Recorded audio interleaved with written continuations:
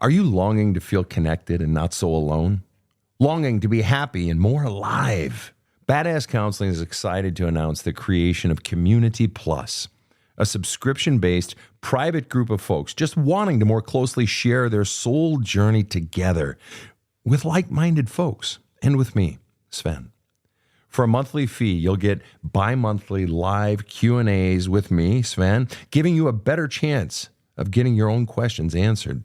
A private community feed for you to post pictures, successes, struggles, joys, even the occasional cat picture, creating greater connection and help for healing and growth.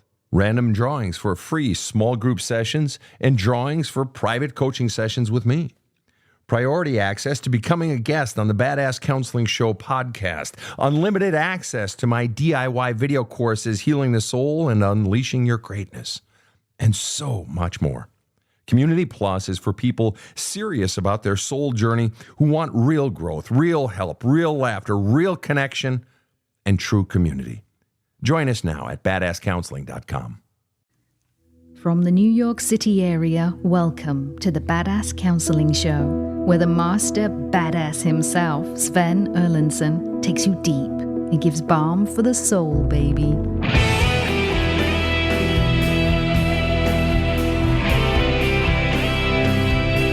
Welcome, you badasses. It is great to have you here at the Badass Counseling Show. I'm Sven Erlandson, your host. Whether you are tuning in from Perth or Pensacola, Positano, all the way up to Prince Edward Island, or Peebles, Scotland, to Portland, Oregon, it is so great to have you here.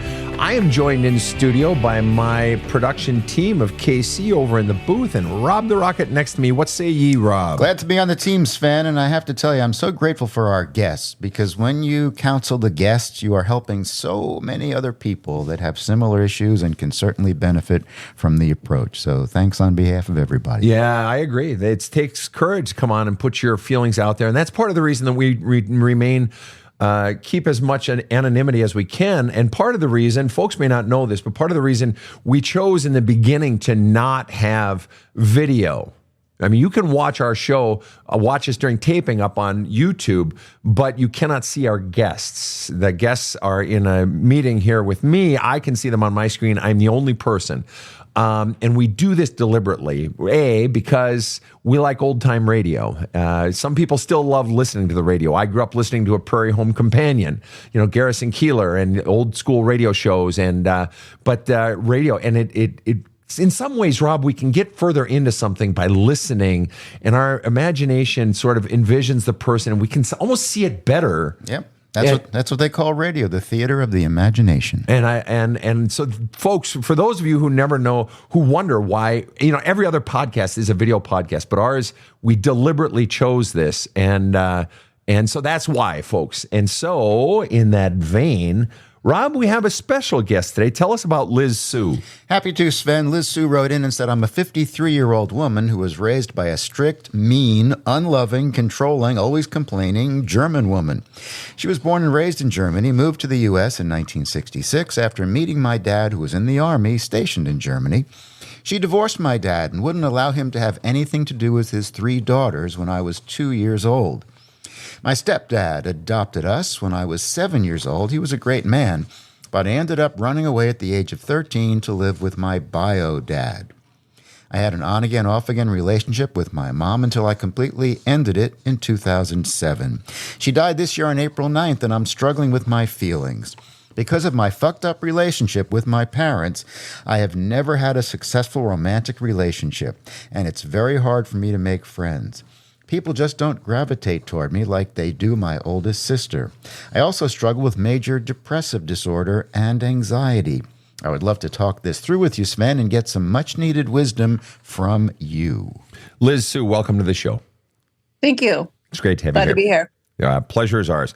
All right, we're going to play a little game here, you and I are, and I'm going to ask you 7 questions, and we're going to do rapid fire answers. I want you to just bang out the answer as quickly as you can, and you can change your mind. I will let you change your mind in 2 minutes, 2 days, whatever you want, but just off the top of your head, all right?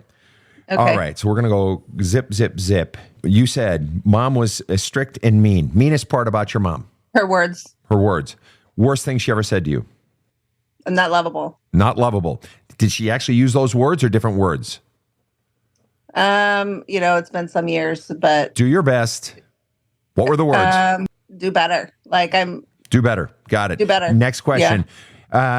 She divorced my dad. Wouldn't allow him to have anything to do with his 3 daughters. Was that a good thing or a bad thing? Bad. Was your mom a bitch? Absolutely. Okay. Next. I ran away at the age of 13 to be with my bio dad. Why? One sentence. Why? I had to get away from my mother Why? because of the way she made me feel. How'd she make you feel? Unlovable, Okay. unworthy. Okay. Next question. I ended it we had an on again, off again relationship. Why? Because I always wanted to work things out with her and, get her approval, but it just was never going to happen. So I had to put a stop. And that ended it in 2007. Why? I'd had enough. Enough of what above all else? Enough of her always making me feel like I wasn't good enough. Not good enough. I'm struggling with my feelings. Why? Because I feel like I needed to be the one to make it better. So what's the struggle? You cut her out of your life. Why are you struggling? I didn't do that. I didn't make it better. So you she died. failed. Yeah. What is the biggest feeling you are dealing with? You said, I'm struggling with my feelings. Name the biggest feeling word that you are struggling with. Regret. Over what above all else? Having a better relationship with her. Back again to it's your fault. Yes. Right. Regret. Okay. I also struggle with major depressive disorder and anxiety. Why? Not feeling loved. Not feeling I've ever been enough. Why does that make you depressed and anxious? I have a lot of anxiety when I get around people. Anxiety is in the fear family. What's the fear when you get around people? The fear is that people won't like me. Got it.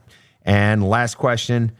I've never had a successful romantic relationship, and it's very hard to make friends. Oh, no, you said because of my fucked up relationship with my parents, Yeah. I've never had a successful romantic relationship, and it's very hard to make friends. What's the correlation between fucked up relationship with my parents and never having a successful romantic relationship and hard to make friends? What's the correlation? My parents couldn't love me, so how can anybody else? Like I always sabotage it. So I'll get Why do you before sabotage it? I feel like it's gonna end eventually, so I may as well just end it before they end it. And is that a way to save yourself pain? Yes. All right. You survived. Woo. What are you feeling right now? A lot. Name the top feeling, the main feeling, or the top 2 or 3 that you're feeling. You can do it. Sad What's the saddest part? that at my age I haven't figured this out yet. I can't get past wanting my parents' approval, You still at want my it. age. Yeah. And by you continually saying at my age, it implies, if I'm hearing you correctly, and you correct me if I'm wrong, I don't mind being wrong. It implies I should have it figured out. Fuck, what the fuck's wrong with me? I should have this shit figured. I'm fucking 53. Why? God damn it. What's wrong with me? Am I close? Yes. Exactly. So it's yet another opportunity for you to shame yourself. Yeah. You're good at that. Shaming Yes. yourself. Very good. You said earlier, I asked you, struggling with your feelings. What? Regret. And why didn't I make it better? I failed. Shaming yourself.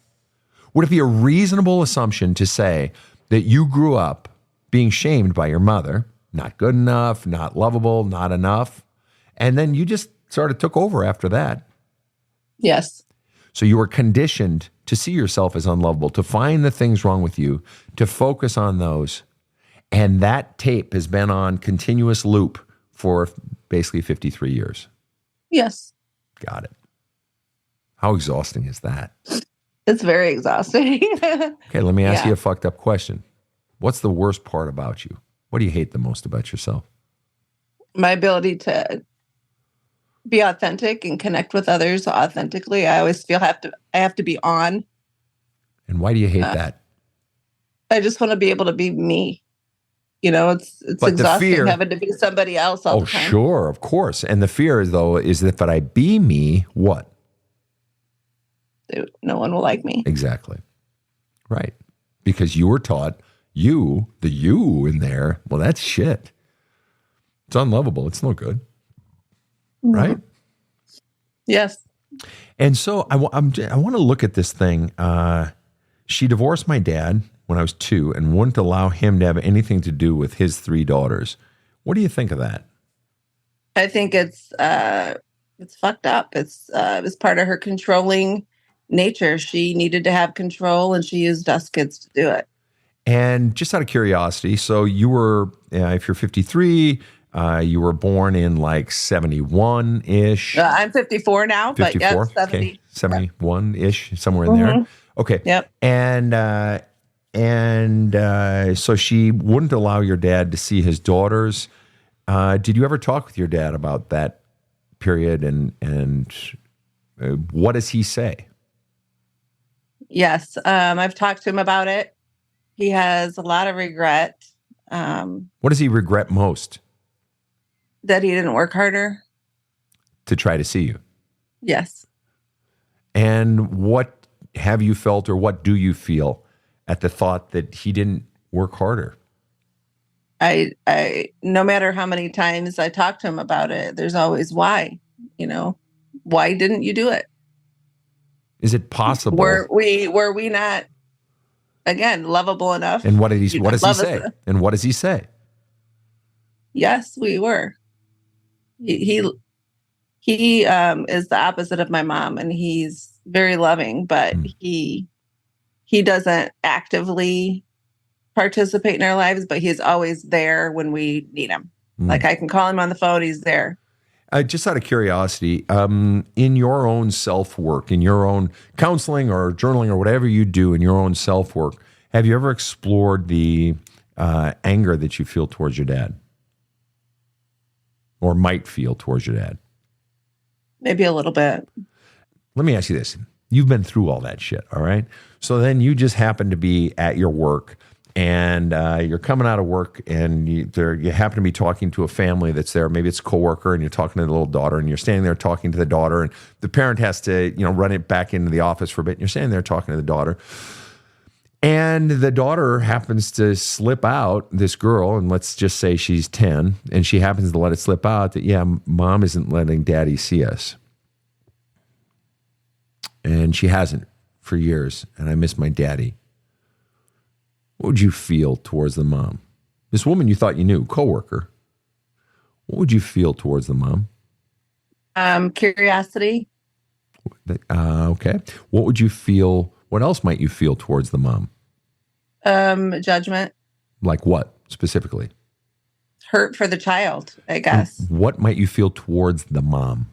Oh, gosh, that's hard. I want to say anger. What would but what? I don't know her circumstance. Why? Interesting. Everybody has a different circumstance. Why? Interesting. And what would you feel towards the dad? Maybe he's a little bit of a piece of shit because he's not trying harder. And so give me a feeling word. Definitely anger in that situation. Isn't it fascinating that the little girl says her mother is cutting off her dad? I ask you for a feeling that you feel towards the mom, and you say, gosh, everybody has a different situation. I don't really know. I don't really have feelings. But I ask you feelings you have towards dad, and you said, oh, definitely anger. Isn't it fascinating how quickly you could access a feeling regarding the dad? But it was like pulling teeth trying to get you to give a feeling that you felt towards the mom. You were making excuses for the mom. Yeah. Isn't that interesting? It is very interesting. When in fact, the girl herself said that it was mom committing the crime. So either you're calling the little girl a liar, or you're saying, well, the mom must, she couldn't possibly be at fault. The dad must be, I'm mad at the dad. Yet interestingly, it seems that in your own life, you've actually done the opposite to some degree, blaming the mom and not blaming the dad, your dad. Mm-hmm. And so then, having said that, what does that make you, now that I've said that to you or offered that thought, what do you think? I think I have a lot of work to do. Fair enough, but what do you think about the situation? Your situation. I know my situation, so I know I'm really pissed off at my mom. Okay. And did you, and you know, your dad, he wishes he had done more, etc. Would it be okay if you had feelings of anger inside of you, if you did, that you haven't touched yet, or maybe you have, but maybe there's more. If you had feelings of anger inside of you towards your dad, would it be okay to feel those feelings? I'm not even saying you have to say them to him. I don't need you to confront your dad in order for me to heal you.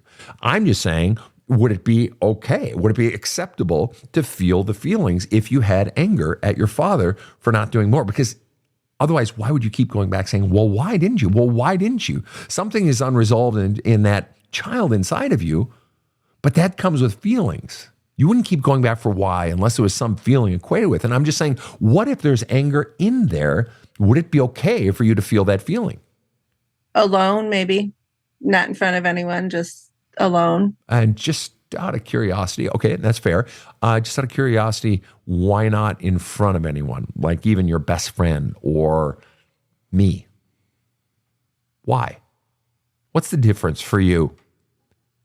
I tend to find myself gravitating towards people who don't listen very well.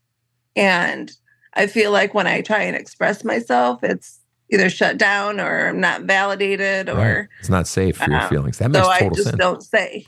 That makes total sense. I talk about the other person and I don't really talk about myself. Right. That's a safe zone. Right. You don't feel safe talking about your feelings because it's not held and it's not honored and it's not understood and it's not felt.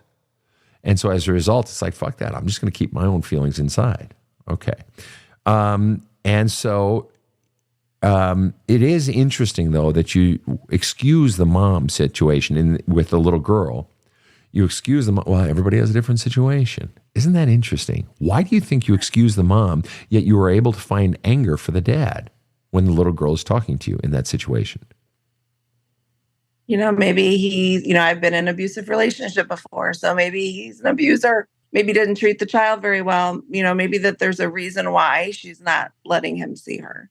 Interesting. And yet, having lived through your mother cutting off your dad from you, you chose to see it from a situation different from your own personal experience. Yeah. Whereas most people, I would think, would be inclined to see it from their own personal experience. It's almost as if you sort of negate your experience in that situation where you're talking with the little girl. It's interesting to consider. And so, who do you have greater feelings towards right now? Negative feelings like anger or rage or sadness. Is it mom or dad? And I know your mom has passed away, right? Yes. But who do you have stronger negative feelings towards, mom or dad presently? My mom. And if you were to sum it up in one sentence, well, first of all, what is the primary feeling you feel against her or towards her? Anger. Anger. And the thing you're most angry about is what, in one sentence or less? That she was so mean and unforgiving. And what was the fundamental impact of her mean and unforgivingness towards you? What was the fundamental impact on you? My self-esteem. What about it specifically? I don't have much of it. Okay. Like, I have an amazing job and I don't feel like I can be any more successful because it's like, and then I don't feel like I really even deserve the job that I have because, am I smart enough? Am I good enough? Am I going to be, if you had, how did I get this job? when you were happy or when you had success as a child, how would your mom act? Oh, amazing. Like, she's all about money and doing well and not making mistakes. And so you would get her praise. You would get her happiness. She would shine on you if you did something good, if you accomplished something. Yes. Then presumably she's all about gifts and money and status and those types of things. And status and so forth. So are you basically then saying that if you made her look good, that if you succeeded at something, it made her look good as a parent, or she would somehow use that to confirm her worth? Yes. I see. So you fundamentally existed to make her look good? I guess you could say that. Interesting. We're going to be right back with Liz Sue right after this short break. So I was telling a buddy of mine how he seems happier. He told me about the book that changed his life. So I bit. I went to the Badass Counseling website and downloaded There's a Hole in My Love Cup audiobook. I started listening to it on my commute home from work, and holy cow, it was a Louisville slugger to the face. I literally sat in my car in the driveway night after night, listening through to the end of a chapter or doing the journaling exercises. My wife started to see changes. I started to change a lot. My default response stopped always being anger. Now I manage a team of salespeople, and I changed as a leader. I was listening more, not always just reacting. When their numbers started going up seemingly out of nowhere, I knew what the reason was. There's a Hole in My Love Cup is now required listening for any person on my sales team or working for me, and I gladly buy it for them. You gotta listen to this book. This show provides soul counseling intended to entertain and inform and is not medical advice.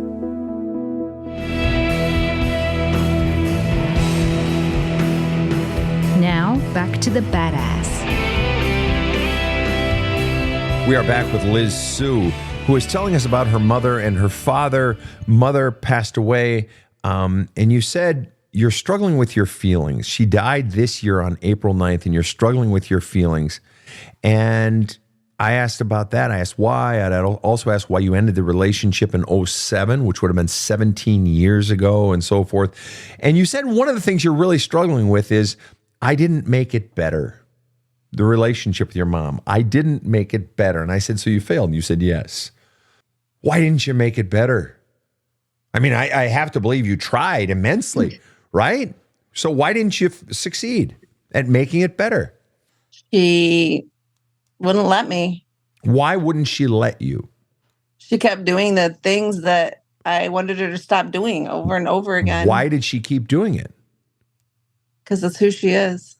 Oh, but isn't the reason she kept treating you mean and kept controlling you and complaining and presumably putting you down when you disappointed her and so on and so forth, isn't the reason she did that? You said it's because of who she is, but isn't the real reason she did it because you're not good enough and you're a fucking disappointment? In my mind, I think that. So what's the truth? It's a her problem, not a me problem. Huh. Are you sure? But I can't get that. What makes you say that? Is it because it must be that? Gee, I know that's the answer I'm supposed to say, or what percent do you actually think, if you're to be totally honest now, this is moment of truth, what percent do you actually think that the problem in, not making it better, that you tried and so forth, what percent is it a you problem and what percent is it a her problem? I mean, like, that you believe. Don't tell me the answer you think you're supposed to say. What do you truly believe? Are you the problem or is she the problem? And what percentage of both or of each? Maybe 50-50. Okay. And what fundamentally is it that you're the problem? What's your 50% of the equation? If the reason the relationship never got fixed is 50% your problem, what is it that you did or didn't do that caused it to be 50% your fault? I didn't keep my mouth shut more. Why didn't you keep your mouth shut more? That if I would just keep my mouth shut more, then we would have had a better relationship, is what you're fundamentally saying. Why didn't you keep your mouth shut more? I had enough, and when she does something that really, really hurts my feelings, I like to tell her I can't keep that to myself. And when did you start doing that? Roughly what age? My 30s. So in your 30s, you start basically standing up for yourself. Is that correct? Yes. And it was met with what? A lot of resistance, a lot of anger from her. Let me ask you, prior to 30, prior to you standing up for yourself, was the relationship getting better? No. Precisely. Otherwise, why would you start standing up for yourself at 30 unless it was obviously just as bad or worse? No, you started standing up for yourself because it hadn't changed, right? Yes. Of course. So the notion that, shit, I should have kept my fucking mouth shut because then it would have gotten better is ludicrous. You had a 30-year pattern of behavior. That old fucking battle axe of a mom who was mean to you and controlling and complaining and kept your father away from you. This fucking bitch of a woman, by your own reckoning, you said she was a bitch. This bitch of a woman, you had a 30-year pattern of behavior that you kept your mouth shut for 30 years and nothing got better. Did that 30-year-old, did that 35-year-old have every right to stand up to her and say no? To stand up to her and fight back? Did she have a right? Did she have a responsibility? And by she, I mean you. Did you have a right and a responsibility to stand up for yourself? Had you earned the right? Yes. You're fucking A right you had. You do that to a fucking child? Fuck you, old woman. Fuck you. I don't give a shit. Oh, I'm German, I act this way. Or I don't know what the fuck her excuse was, but it's bullshit. That's bullshit. You don't do that to a fucking child and then persist into adulthood and you don't own your shit. You don't try to atone. Your old man tried to atone somewhat. He owns some of his shit, right? Fuck, God bless him for it. You know, it sounds like there's possibly still more there, but bottom line is this lady, what the fuck? No, you stood up. Do you know what that was? You not keeping your mouth shut anymore. Do you know what that was? That was you. Somewhere from the depths of your motherfucking soul, your eternal no rose up from within. There's that great scene in the movie Rise of the Planet of the Apes. I think it's Rise. And where Caesar, this chimpanzee, he speaks as a man for once and he says, no. That's what you found. You finally found your no, and your no, that anger, inside the anger is the no. Inside the no, I don't want to be treated this way. No, you can't do that to me. No, this isn't fair to me. Inside of no is the word I. Your I had been robbed from you at birth. You weren't allowed an I. You were only allowed a her. A mom, and what she wants and what her fucking agenda is. And in your 30s, God bless you, from somewhere deep inside, your I rose up and said, no. You were absolutely and unequivocally right to speak. That relationship wasn't getting any better. It would have gotten better in 30 fucking years, and it didn't. No. The reason that there was problems between you and your mom isn't because you couldn't make it better. That's bullshit. All you ever did your entire life was try to make it better. That girl wanted nothing more in her entire life than to be held by her daddy and to have her mommy say, I love you and I'm sorry and you are a wonderful girl. Those were the two drives of your entire life.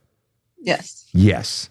You tried everything in your power. You were, and maybe even up until your 50s have been, but especially in those first 30 years, you were a fucking mathematician consumed by an equation that you could not solve.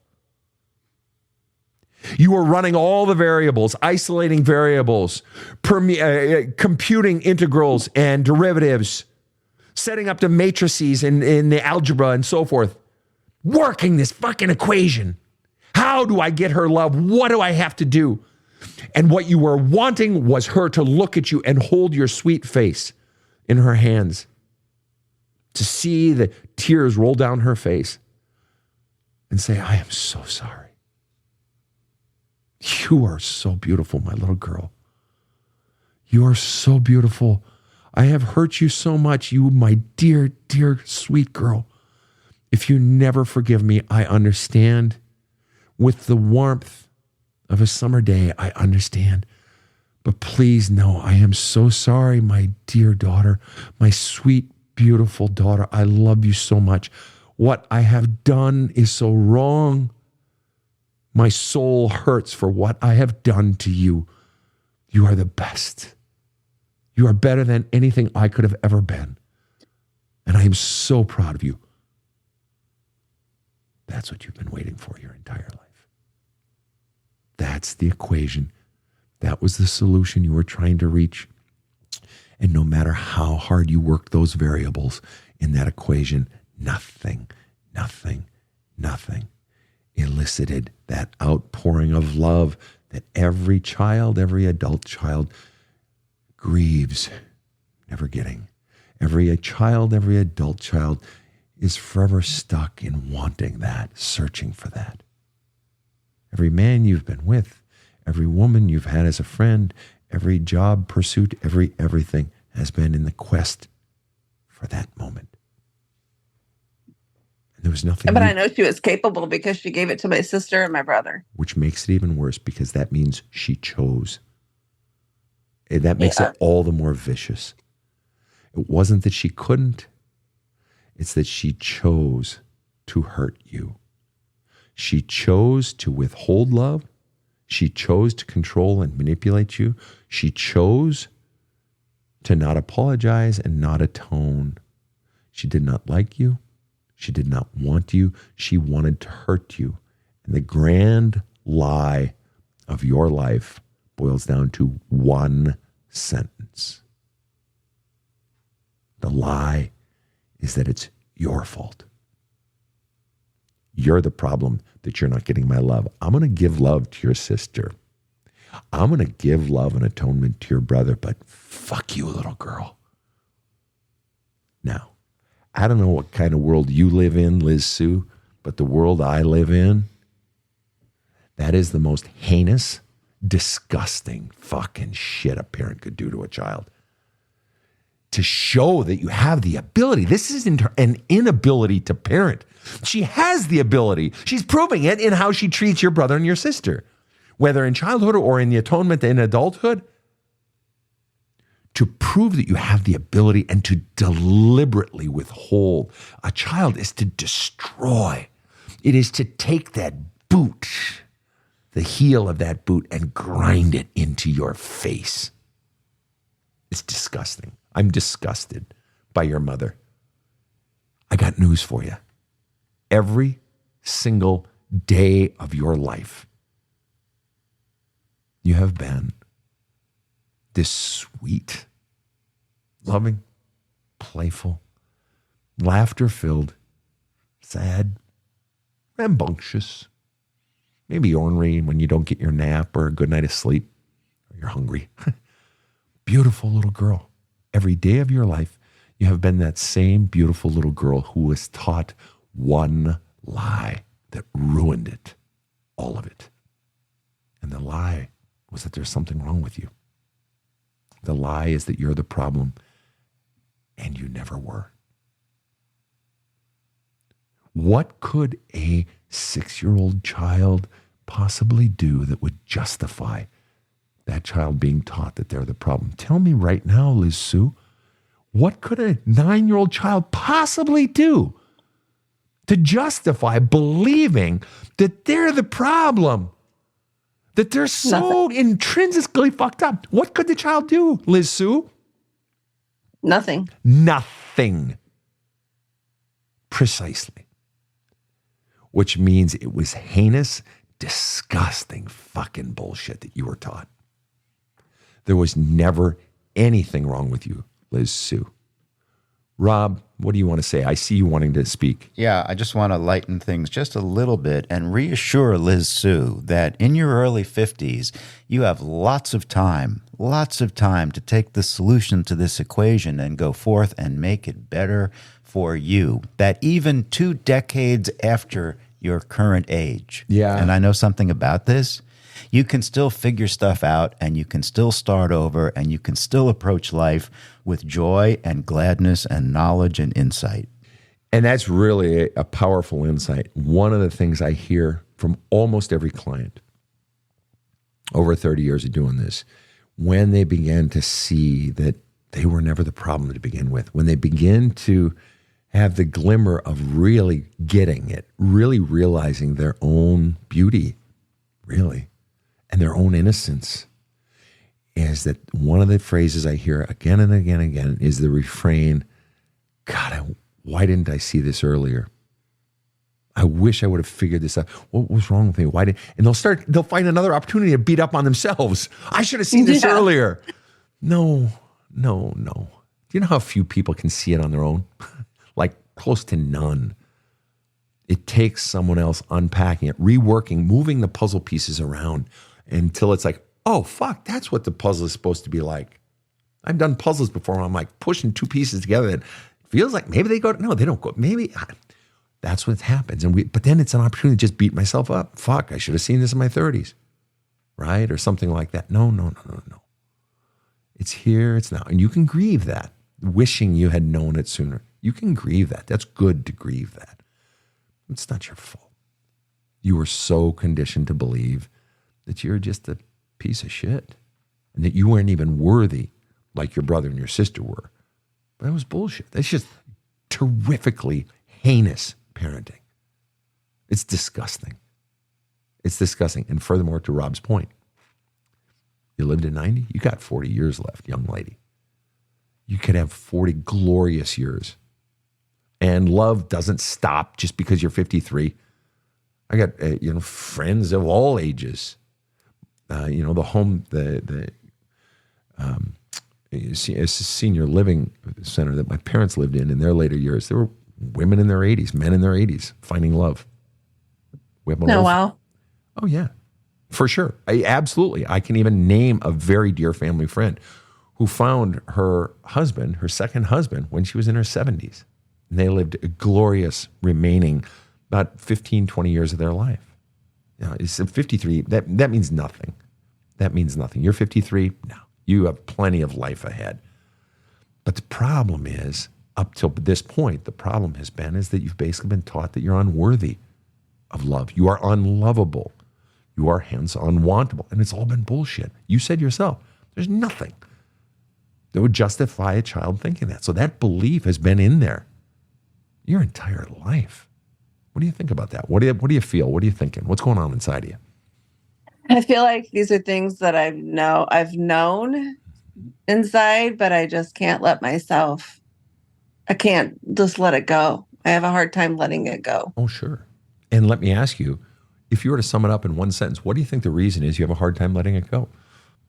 I'm not really sure. Maybe I can't allow myself to be happy. Yeah, and I would offer two things. One, very often when we can't let go of something, it's because we want something.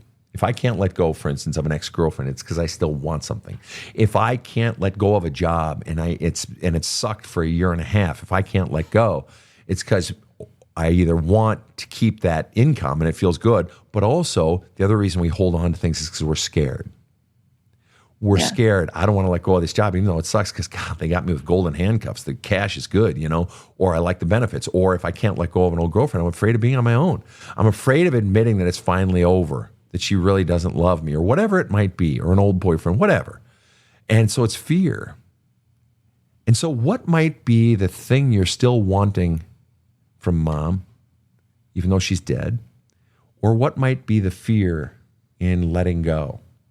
Maybe giving her the forgiveness that she never gave me. And why would you want to forgive her? I mean, nothing wrong with it. I'm just curious. For the way she treated me and the way she made me feel. But why do you want to forgive her for that? To make myself feel better. And what I would offer is if you don't get your feelings out that you feel about her never treating you well, the forgiveness won't make the feelings go away. The feelings are in there. This is why I always tell people, if you want to forgive, you can forgive later. But if you don't get all your authentic feelings out, that forgiveness isn't going to make those feelings go away. No, it just stuffs them down deeper. So I say, hey, you want to forgive, but just hold off a bit. Because the bottom line is you've got raw fucking feelings inside of you still for your mother. That's what keeps you holding on. I would offer you're still wanting her to confirm your worth. You're still wanting that moment where she holds your sweet face and says, you are my dear, dear girl. You're still wanting that. But I'll never get it. No, you won't. You won't. And yet here I am still holding on for that. But also it's the fear of not getting it. And the fear of letting out all the feelings. Let me ask you, when you think of a parent, so that little girl in the parking lot, that story I told that, we used our imagination, right? And she says to you, and mommy won't let daddy see us. And what if she told you, my mom is really strict. She's really mean. And she says mean things to me. She controls everything I do. she's always complaining about what I do and what I don't do, what would you feel towards the mom? I'd be pissed. I would then have a lot of anger, and I would probably not be able to keep my mouth shut. Wow. I would confront her. Yeah. Let me ask you a question you've probably heard me ask before on the show, but what is your relationship with the word hate? What's the giggle? You just giggled. Tell me, what's the giggle? Be honest. Well, because I like to think that I don't hate anybody, but I am real close to it. Who are you? I don't like the closest? Who are you closest to hating? My youngest daughter's, I call him her sperm donor because he was never in the picture, but so him, your probably. youngest daughter's father? Yes. So, and what is the single biggest crime that your youngest daughter's father committed against you or your daughter? Mental abuse. Mental abuse. And what specifically is the worst thing he ever did to mentally abuse what, you or her? Which is it? Who are we talking about? Me. Now? What is the single worst thing he ever did to mentally abuse you? In one sentence, what was it? Controlled me. Controlled you. Was he mean to you? Yes. I see. Just out of curiosity, how long was he mean to you and controlled you? 5 years. 5 years. That's a long time. Understood. 5 years. And just out of curiosity, was the abuse that you suffered at his hands, which sounds really bad, to be honest with you, was that, put it on a scale of 1 to 10, is summing it all up over 5 years, would you put it at a 10? Would you put it at a 6 or a solid, 8.25? Where would you rate it in terms of, for you personally? And no one can answer this except you, so I'm just curious. A 10 because I still look over my shoulder. A 10. Okay, just out of curiosity. And my daughter's 30. Okay. Just out of curiosity, you said your mom was mean and controlling. The exact same things you just accused him of. And in 2007, when your mother died, that was 17 years ago, that means you were 36. So she was mean, roughly 36. She was mean and controlling and complaining for 36 years, whereas he was only for 5 years. And yet you're so close to hating him, but presumably not her. She was the one who conditioned you that you're unlovable, that you're shit. And so guess what? Guess what you do in relationships? Guess what we do when we believe we're shit? We allow people to treat us like shit. She set you up for that fucking relationship. He mentally abused her for 5 years. Your mom did it for 37 years. Now, just out of curiosity, what do you think about the word hate? Particularly as it might apply to her. How do you justify saying, yeah, the person at the top of my list that I hate most is him, but you don't even mention your mom? Or the person I might hate or I'm close to hating is him, but you don't even fucking mention your mom. Help me understand, please. I'm not sure I understand. Well, take a swing at it. Do your best. You can change your mind in 4 minutes if you want to. I feel like it's him because I allowed myself to have him treat me the way he did. My mother should have been there to save me. She wasn't. You just said about 3 different things. I know. This is what I heard. I hate him because I hate him most because I allowed myself, which implies you're actually mad at yourself, not him, because I allowed myself to be treated that way and mother didn't come to save me, which you ended by basically saying, so she's the one who fucked up. You start by saying, he's the fucking asshole, I hate him. Then in the middle, you say, I hate myself for allowing it. And at the end, you say, I hate mom for fucking not saving me. Isn't it fascinating that hating yourself is even in that equation? You got a man abusing you, and you find an opportunity to hate yourself for it. And I get the regret, whatever. It's just like, that's the abuse cycle. Furthermore, you were conditioned to allow because of her. And also because your dad not saving you and coming in and rescuing you from your mom, but you were conditioned by her yet. You thought, well, I'm the person I'm closest to maybe hating is my ex who, my daughter's sperm donor, whatever, he had mentally abused me for 5 years. Never bring up mom. Now you can hate two people. And remember, hate is just a feeling. And the more you flush it out, it goes. It goes away. It's like any other feeling. The more you get it out of you, eventually it goes. So this isn't some permanent state and you're going to turn into this monster and you're going to fucking, kick dogs and fight for the killing of all penguins or whatever. I don't know where that came from. But the point is, it's like you're protecting her. It's like you don't want to fucking even touch the fact that the person who set you up to allow it, the person at the root of you believing you are dog shit, fucking, she did it for 37 years. It's like you're protecting her in your brain. And to me, that screams, you're still wanting her to confirm your worth. I can't. If I allow myself to consider and really feel what I feel and think about what she really did, then I may not get that approval I so want. I may fuck up the equation. Even though she's dead, but that doesn't matter. She's alive and well inside of you. She's alive and well and telling you your feelings don't fucking matter and you got to protect mom. Do you feel guilt at the thought of saying, yeah, I'm so fucking angry at her. I fucking hate her. I'm so mad. What a bitch. Blah, blah, blah. Do you feel guilt over any of that? Yeah. Isn't that interesting? Do you feel guilt over blaming yourself? No. Okay. Isn't that interesting? I feel no guilt over blaming myself and that inner child and so forth, because that inner child, she so convinced you that you were shit. She was, she atoned with your brother and your sister and shit like that. But you're so comfortable blaming yourself that you feel no guilt. It's almost as if it's accurate. Of course I'm to blame. But I feel guilt over blaming her, the one who actually created that. She had all the power when you were a child. Do you understand how that's and I'm not dogging you for it. I predicted. Of course you were conditioned to blame you. And the idea of calling her out on fucking just dreadful parenting and what she did to hurt you, you feel guilty over that. Do you see how that's fucked up? Yes. What's the most fucked up part about it as you see it? Play with it. That I'm allowing her to have that power. And what's the fear driving that allowing? What do you fear happening if you don't continue to allow the power? If you were to stand up and no longer allow, what do you fear happening? Everything that I've ever known, it wouldn't be true. That's right. Like it would. What have you ever known? What is it that you've believed to be true that possibly isn't true at all? What's the truth we're really talking about here? Everything that I've I'm not worthy. Right. It was never true to begin with. Remember, when a child is born in their early years of life, they have one fundamental belief above all else.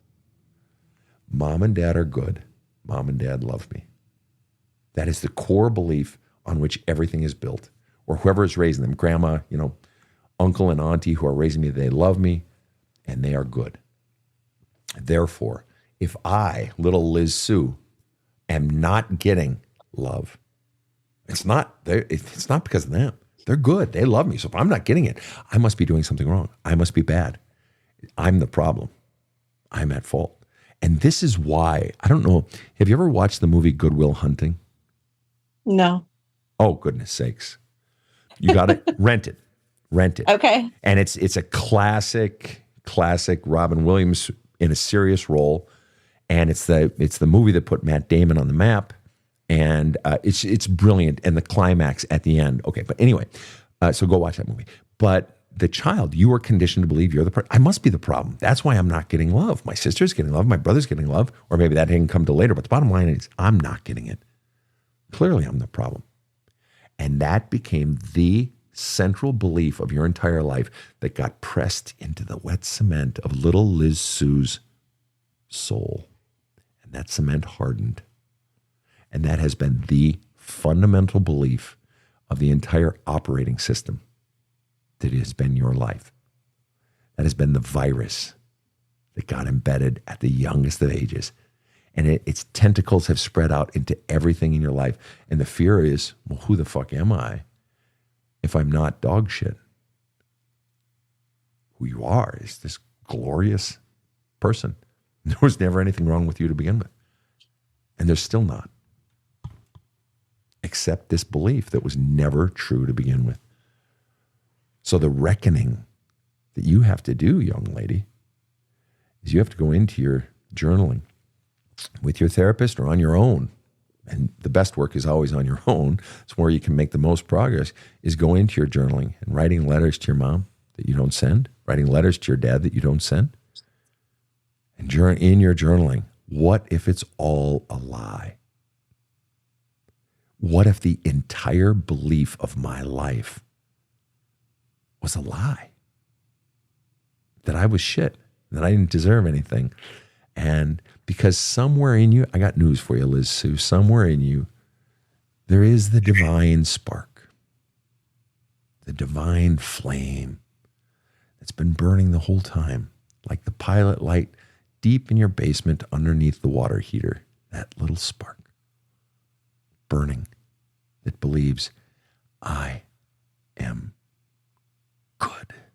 The problem is on that water heater is there's a copper tube that feeds the gas to that water heater. So when you take your hot bath, you empty all the hot water, the sensor goes off in the water heater. It says, we got only cold water in here. We got to heat it up. And the purpose of that copper tube is to shoot in gas so that flame goes whoosh, to a big flame and heats up that water in the water heater. The problem in your life is that copper tube has been corroded.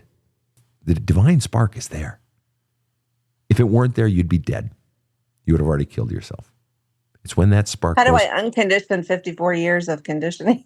by having the courage to look at the That's a lot. truth. By having the courage to look at the truth. Have you read my book, There's a Hole in My Love Cup? It's on my Christmas list. Excellent. Yeah. And that may be the gift you buy yourself this year. Okay. And if you want to get the workbook too, if you get the audiobook, you need the workbook. But the bottom line is, it's not a book that you read, it's a book that you do. But the bottom line is, the unconditioning, I am of the absolute belief, I call it one of my Svenisms because I'm arrogant. And it's simply this: transformation can be immediate if you go deep enough. We went deep today. That book will help you go deeper. In fact, you may want to give yourself that gift as a Thanksgiving present. Because the bottom line is you are ripe to change. And the task is not as long as some people make it out to be. It just requires the courage to do one thing above all else. To open up to going deep. To just, for the first time in your life, Liz Sue, to just look at the truth. Just look at the truth. If you do nothing else, just look at the truth. All right? But you've been protecting your mother because you haven't wanted to see the truth. You didn't know that that's what you were doing, but that's what you're doing. You've been protecting your mother because you didn't want to see the truth, because you were still working the equation of, how do I get her approval? If I can just figure it out, yes, I know she's dead, but there's still a chance. How do I do it? What is really wrong with me? And, one of the effects, if you've been taught something's wrong with you, some people, they then welcome criticism. They want someone to harp on them and tell them everything's wrong with them, because now I know what I have to do to solve it. Or what some people do, which sounds crazy that I would want someone to criticize me. Some people, that's their response. If they've been told they're shit or there's something wrong with them, because they need help figuring out what's wrong with me so I can fix it. Some people have the response that they can't handle any criticism, which is totally understandable. That'd be me. I don't want to be criticized, but I've been criticized my whole life. But the bottom line is for the first time in your life, you have to look at the truth. Your mom was a horrible parent. Horrible. And your dad, you have every right to have feelings of hate towards your dad. Those are natural feelings. Natural feelings. It doesn't mean it's going to be a permanent state. It doesn't mean you can't forgive him later. But what you want to do is the truth. What am I actually feeling? Let your feelings matter for the first time in your life. Stop protecting the adults. All right? You don't ever have to confront your dad. I don't give a shit if you ever confront your dad. I don't need you to do that in order to heal you. All I need you to confront is your actual feelings. That vault that girl was stuffing all her feelings in, I just need you to open that vault and begin bringing out the files. And they're going to be heavy and they're going to be overwhelming at first. But the more you journal the fuck out of those things, and the more you write letters to your mom and to your dad and to your that ex-sperm donor douchebag, the more you do that, you're going to start to get lighter. And a little bit lighter inside and a lot lighter. and shit is going to start to change. But you have to have the courage for the first time in your life to just say, what is the truth? And to really look at it and feel it. Let me ask you, what are you feeling right now? Be honest. Be honest. A little bit of relief. Relief implies, plop, plop, fizz, fizz. Oh, what a relief it is. In other words, there was something bad and now the bad is gone. Or relief implies I was carrying a burden and now I've set it down. Oh, what a relief it is to set that fucking thing down. What are you relieved of, even a little bit? That maybe my feelings have been validated for the first time ever, maybe. And that's exactly right. Hell yes, your feelings are valid. That 30-year-old girl that finally stood up to her powerful mother and said, no. Yeah, that was you validating your feelings. You did it 23 years before you ever met me, dude. That divine spark was already self-validating. Somewhere in you, you've known the whole time that she was wrong and that you are good. You've known it. It's been in there the whole time. And now all you got to do is start to stoke that flame. We're going to go in and you start now. You've got the tools. The book will fucking walk you through the process.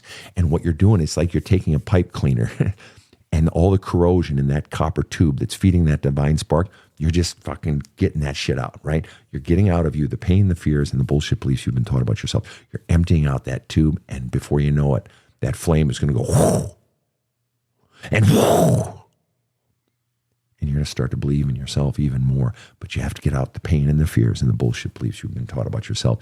I think everything changes now, Liz Sue. I really do, because it was all a lie. It was all a lie. Well, all the relationships I've had throughout my life have always confirmed that lie. That's right. So. That's right. That is exactly right. Because you were living out the belief system that you were taught about yourself. So imagine if that belief system changed, then it's reasonable to assume, holy shit, I'll have different relationships.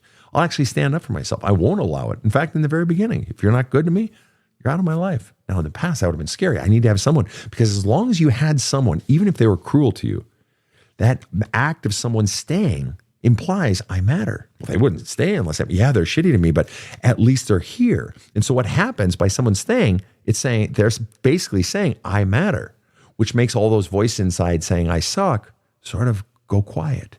But once that person walks away, all those voices inside saying I suck go, and they're tumbling around inside your head, and then all the anxiety comes back. So even if somebody's shitty, at least someone's here. But once they leave, it's like, see, I'm a loser. See, I'm no good. I can't even keep an abuser. Jesus, what's wrong with me? Does that resonate? Yes. Exactly. But I don't want a relationship anymore. I feel like I don't know how to keep one, so why get in one? So and I'm by myself, and that's fine. That's fine. But the core, even the belief, well, I don't know how to keep one, was bullshit. It's like, no, you were just conditioned that you're always the problem. See, did you hear what you said there? I don't know how, that the relationships fail because I don't know how to keep it. Again, your default is always to blame yourself, just like you've been doing your whole life. I'm the problem. I'm not good enough. If I'm not getting love, clearly I'm the problem. But the problem with that equation your whole life was the original premise. Mom and dad love me and mom and dad are good. It was bullshit. Mom didn't love you. Dad was not a good father. He even admitted it later. He was not. Just out of curiosity. If your mom, if she were still alive and she were walking in the streets of whatever city you're close to, and there happened to be a reporter and a camera woman on the street, and the reporter was walking up to people saying, pardon me, ma'am, sorry to interrupt. We're just asking people for our sort of fun segment for the news tonight. Answer one question, if you would, please, ma'am. Should a woman be judged by her words or by her actions? What would your mom say? Her actions. Thank you, ma'am. Appreciate it. Have a happy day. And then they go on and ask somebody else. All right, let's judge your mom by her actions. She said we could. Let's judge her by her actions. Your mom's a fucking heinous person for giving love to 2 children and not the third. Sorry, she just is. She's a horseshit parent. And that is not love. That is not love when you are using your child to get your own ego needs met. When you are giving love to 2 of your children and not giving them to the third, that is not love. So the original premise of your life, mom and dad love me, mom loves me, and mom is good, it was false from the beginning. She didn't love you. I'm just judging her on her actions. On her actions. Hell, I'm going to judge her on her words too, because she was a mean bitch by your own reckoning. Those are your words. I'll judge her on her words too. She didn't love you. And I can count on less than one hand how many times she's ever told me she loved me, and it's when she was drunk. Thank you. Exactly. So she did not love you. Anybody can say words, and when you're drunk, fuck you. Keep it. Keep it. Shove it up your ass. No, she did. Her actions and her hurtful words proved that is not love. She did not love you. So the child believed that she loved you, and she never did. And that mom is good? No, she wasn't. No, she wasn't. We can judge her on her actions. She would say, judge me on my actions. Okay. She was the problem. The reason you weren't getting love wasn't the child. Sorry, it was the parent. This changes everything. Now you need to go into this in your own work. You need to start journaling your ass off. And you can no longer keep all those feelings in the vault. You have to start bringing them out. Allow yourself to feel it. Allow yourself to cry. Allow yourself to rage. You can forgive later if you want. That's up to you. But it won't mean shit if you don't get all the feelings out of the vault first. Does that make any sense? Yes. Good girl. Get the book. You need the book. Trust me. It's going to walk you through the whole damn thing. Or at the very least, don't get the book. Just use all my videos. I got 1,000 free videos there. I've got a free podcast, 250 episodes that Rob has edited and put together. Use them as journaling prompts. Listen to other people's stories. We learn by listening. We learn by watching. There's so many free resources. All you got to do is just keep going into that shit and flushing out. Because every time you bring up one of those feelings from inside that vault, and every time you allow yourself to sit with it and to flush it out, you're honoring that feeling. You are honoring that girl or that 30-year-old or that 42-year-old. You are honoring that feeling by welcoming the feeling. That means you are fundamentally, it is a statement of your worth by saying, no, my feeling matters. Whereas you've always been taught your feelings didn't matter. Everyone else's matters. Does that make sense? Yes. That act alone of welcoming your feelings, writing it down, seeing it, feeling it, say, yeah, that is what I feel. That's you getting some crud out of that copper tube. That's you stoking the flame of your divine spark. I believe in you, Liz Sue. I got to tell you, you were great. You were great. Thank you. No, you were, because you opened. I appreciate your help, but it's a lot of good insight. You opened and you're like, wow, yeah, maybe it's that. And then you're opening up and it's like you allowed yourself to look at things differently. And sometimes that's the biggest turn, to rearrange those puzzle pieces. But your divine spark is burning. It is. Thank you so much. You're welcome. Thank you for being on the show. To you, we are grateful. We learn by watching and listening. We literally have tens of thousands of people that listen around the world. And there are people listening to your story saying, fuck, Liz Sue is me. That's me. God, dang. And so you have granted a gift to others today. And I thank you for that, as do our listeners. Please continue to tune in the show. And thank you so much for being on the show, Liz Sue. Absolutely. All right. And so to everyone listening in from Brisbane to Brussels to Baton Rouge, thank you so much for tuning in to the Badass Counseling Show. On behalf of Rob the Rocket and KC in the booth, have a kick-ass day. The Badass Counseling Show is strictly copyrighted. No copies may be made without the express written consent of the Badass Counseling Show, LLC. The Badass Counseling Show is produced by Karen Camparelli and Robert H. Friedman. Executive producer Sven Erlandson. Original music by two-time Emmy Award-winning composer Trevor Morris. Have a kick-ass day.